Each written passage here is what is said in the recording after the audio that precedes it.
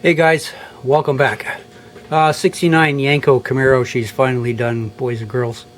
As I said in my previous video, this is a Revell kit, and I haven't built a Revell kit forever. It's a really good kit to build if you guys are looking for a nice kit. No issues at all with this kit. It's a little fiddly getting the chassis mounted on after you glue the interior and the glass in.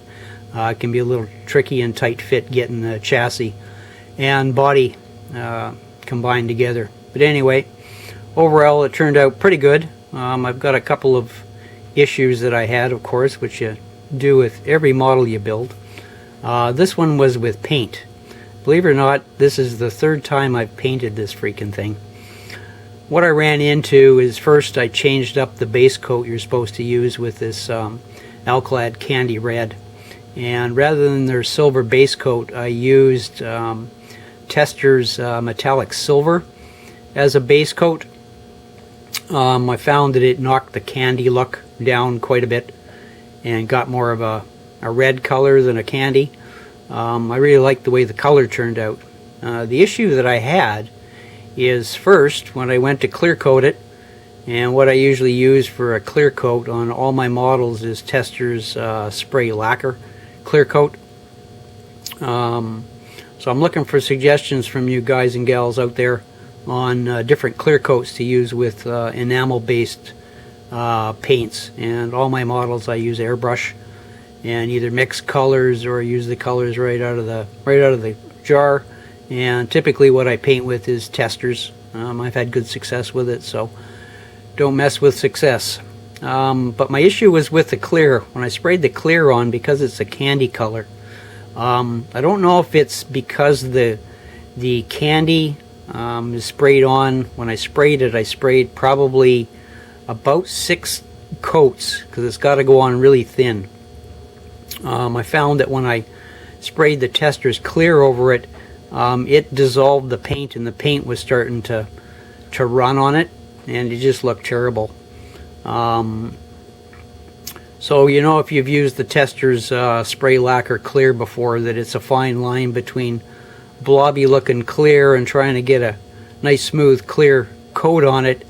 And once you go beyond that point, and it's really easy, it starts to run.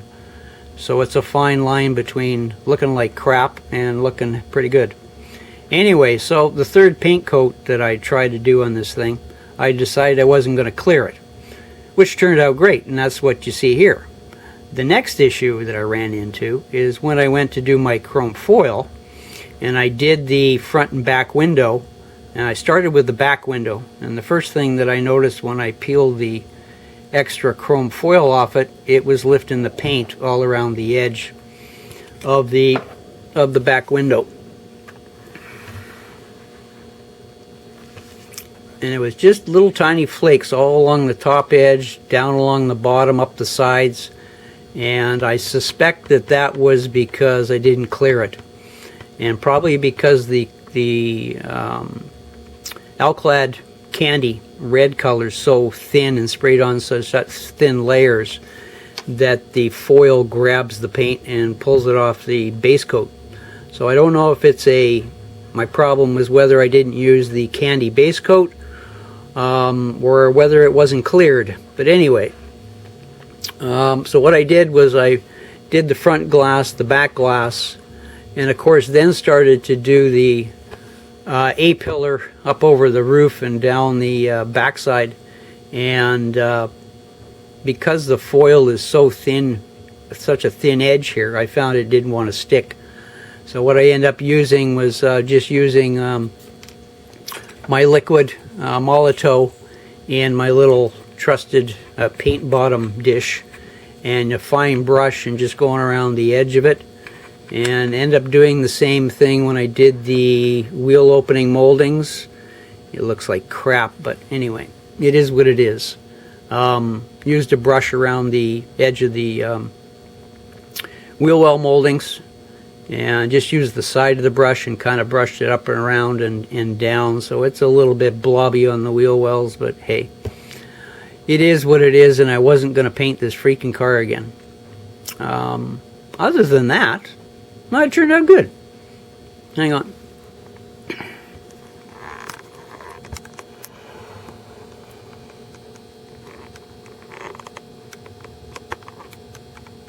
Wheels came together good. I used my machined aluminum wheel discs to get that deep dish look again on them. And we'll kind of swing around here and try and give you a picture of the motor in this baby. Hang on.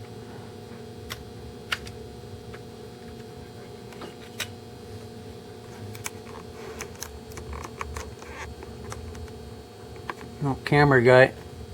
Really professional. Hang on. I'm going to go the wrong way again. Yep.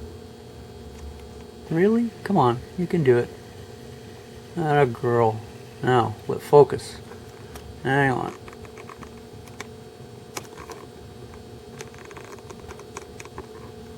So the motor went together good. I found out I had hood clearance. Thank God for the dual snorkel air cleaner course that I make and sell on offthesprue.com.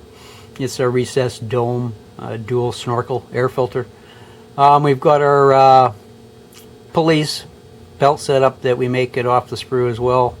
Installed and mounted, alternators mounted up, fuel filter and distributor and valve cover oil breather caps. But motor went together good. I'm glad I had hood clearance for that air filter, and just used the decal from the kit on the air filter. Kind of finishes it off kind of nice. So I'm happy the way that turned out. Got our hose clamps on there. Sell some material at Off the Sprue to do that detail. It's really easy to do for making hose clamps on your models, guys. A couple of tips. Hang on one sec here. Let's get this adjusted down. And we'll zoom it back out. Come on. There we go. We'll get the car out of the way. Hang on. I've had a couple of guys email me on the new addition to the website about electrical wiring and how I twist the wires to get a nice tight twist to the looms. So what I do, and how this is going to video because the wire is so freaking small, I've got a black one and a gold one. Just cut them to whatever length you want to do. And what I do is, to start it, I twist the one end together a little bit. And then what I do is I grab my pin vise. Where are you? And we're going to get this inside my pin vise. Oh, pick yourself up a good palm pin vise as well, guys. I find that the way you hold it in your hand and twist the end, you've got a lot more control over the long, some of the long, of course this isn't a pin vise, but anyway, you know what I'm talking about. The long skinny ones, I find that with a palm pin vise you get a lot more control, especially when you're drilling holes and things. Anyway, so what we're going to do is we're going to shove this in here. Hang on. There we go. Give her a tighten up. And tighten it really good. And then we're going to grab some pliers. Where's my pliers? There you are. And we're going to grab the end of this. Make sure the wires are the same equal length. And this is my notched pliers. Yeah. And all you're going to do is going to stretch it and a little bit of pressure on both. So you're going to pull both ways. And just start turning. It's easy.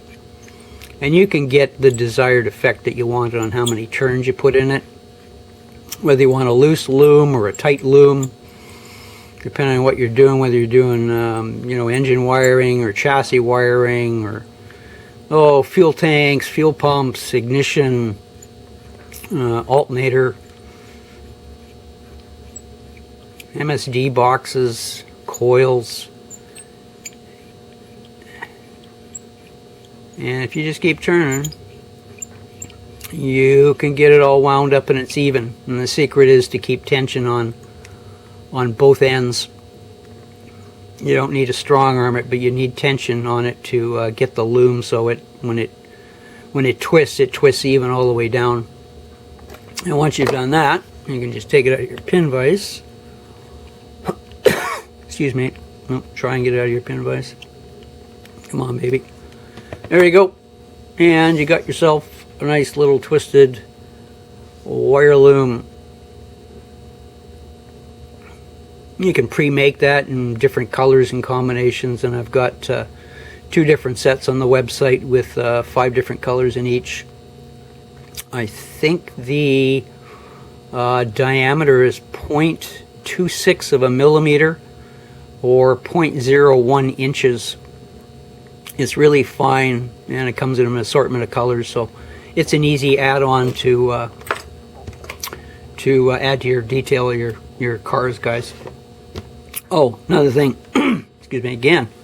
A good thing to pick up is when you go to put your cars in a case or make videos, is pick yourself up one of these record player dusters. They're an anti-static little duster. You can find them on eBay and Amazon. They're not that expensive, but it's a real fine hair, and when you dust your models, you're not whacking off mirrors and spoilers and license plates and bumpers and things. It's really soft, and it's an anti-static duster. But anyway, another tip, things that I do.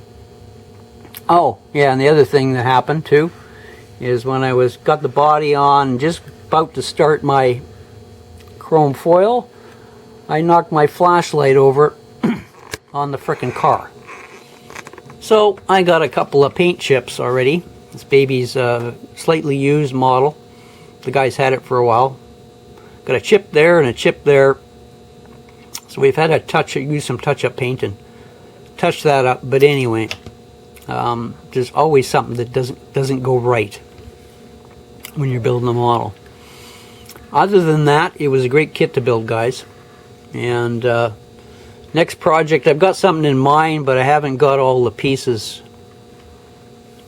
I'm going to probably combine 3 different models and build something that I wanted to build for a while, and I'm still waiting on delivery of that. So we'll get you up to speed the next month or so. Before I'm going to, probably another month before I'm going to have everything I need to do this next project. So I may do something in the meantime, just as a filler project. But if you guys are looking for a good kit to build, this Revell kit, 1969 Yenko Camaro, it was a good kit to build, boys and girls. No fit issues with it. Everything went together like a dream on it. So anyway, thanks for stopping by, and we'll catch up to you soon on what the next project is and get you filled in. All right, take care.